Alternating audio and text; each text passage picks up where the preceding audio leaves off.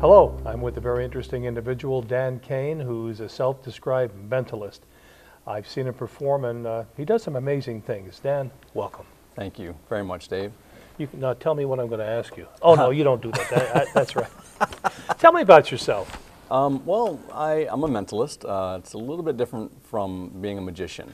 I don't have props per se on stage, so I have to rely on the props of the minds of the people in the audience. That's who I play off of. Without that, my show wouldn't be as entertaining. And it is entertaining. I've seen you amaze people. You give them caveats. I do tricks. I don't read mine. I don't actually do magic or anything. Correct. And they still come up to you afterward and say, "Can you tell me what's going to happen next week?" Yes, absolutely. They do that all the time. I'll preface my show with, I'm not really psychic. I don't subscribe to that. What I do is strictly entertainment. It's tricks of the mind and a bit of sleight of hand. But nevertheless, without fail, one or two people after every single show will ask me, what the lottery numbers are, or can I speak with a past loved one? That creeps me out a little bit. So, how long have you been a mentalist? Well, I'll give you a quick chronology here. Okay. Learned my first couple card tricks when I was about 6 years old. My grandmother showed me a couple card tricks, and she still lives on in me with those two. I still remember how to do them. And whenever someone asks me how I do it, I'll respond with, "Can you keep a secret?" And they'll obviously say, "Well, yeah, I can keep a secret." And I'll say, "So can I." You pulled that on me a couple times. Yeah, I have. For it too. My grandmother told me that when I was that young, and so that line that she told me lives on through me, and I appreciate her for what she did.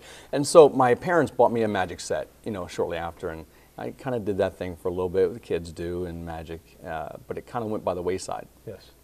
About 12 years ago, I met a couple guys who were mentalists, and they saw me do some tricks and how I was working a small crowd, and they asked me if I was interested in learning mentalism. And at that time, I didn't really understand what that was, okay? And I obviously said, yeah, absolutely, I'd love to. And they said, well, think of anything right now.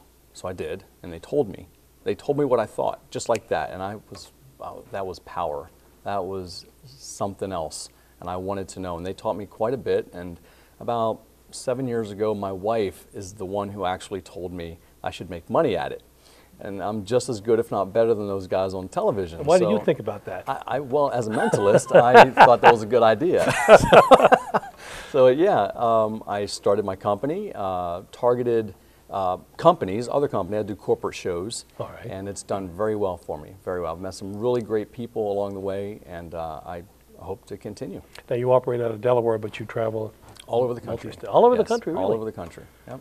So now I know we're going to have the information on the screen, but how can someone reach you if they want to book you for an event? They can go to my website, which is www.cainillusions.com, or call me. Call the office at 302-526-7910.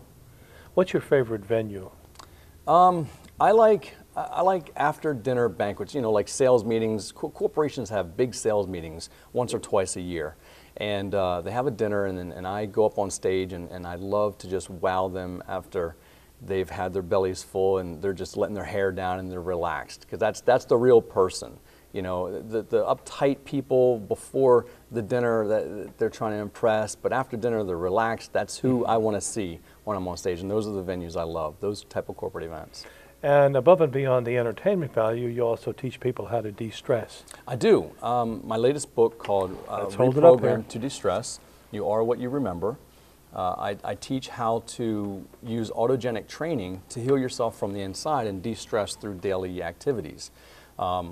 It's not hypnosis per se, right?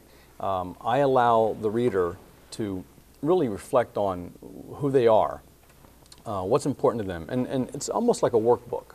Okay. It's not just a page-by-page read. There's things that you need to write down. It's reflective of who you are, and it's not hypnosis, like I said. So you're fully in control of your body while you're relaxing through the techniques I give, and a lot of people don't understand that self-hypnosis, and I say self-hypnosis, is in a lot of cases a first line of treatment for many conditions. many conditions. I won't be the authority and say, stop taking your medications right now, but there are a lot of good in the techniques I give to help with certain ailments that other people would normally take the pill for. How big are your audiences, large and small?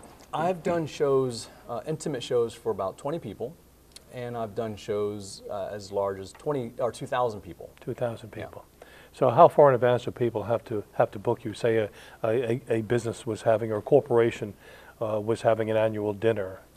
I would recommend 3 to 4 months. Wow. I have shows already booked for December of this year, and I have to get back to someone who actually wants to book me for the fall of next year.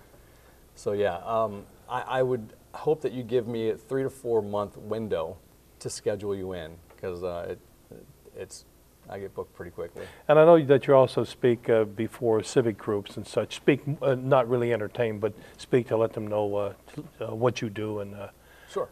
Keynote speeches. Keynote speeches, okay. There's a couple different topics I give on keynote speeches. One, of course, is the reprogram to distress. I can help people understand more about what this is during one of those speeches. And I give certain examples through mentalism, how to do that. Another topic that I do with my keynote speeches is the history of mentalism.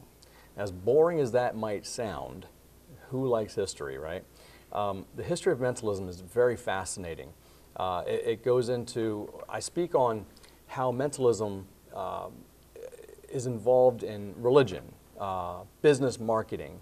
You know, how many of us have gone to the store? Belief structures. Yeah, absolutely. And they're called maps. You know, yes.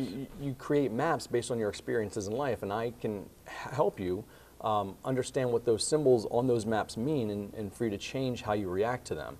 How many of us have bought something from the store, went home, and had buyer's remorse? Or as you're checking out where all the things are placed. It's target market. You know, okay. They place product placement on the shelves, and they have symbols and things and words, and you key in on that, and you buy it, and you get home, and you're like, I really didn't want this. Boy, we could go on for quite a long time with this, because I find it fascinating. Is there anything that you'd like to add in conclusion?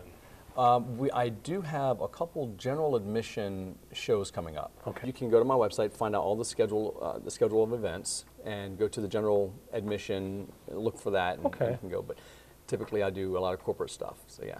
Okay. Dan, thanks so very much for being with us. It has been enlightening, and thank you. I really appreciate it. This is a fascinating subject. We'll be right back after these messages.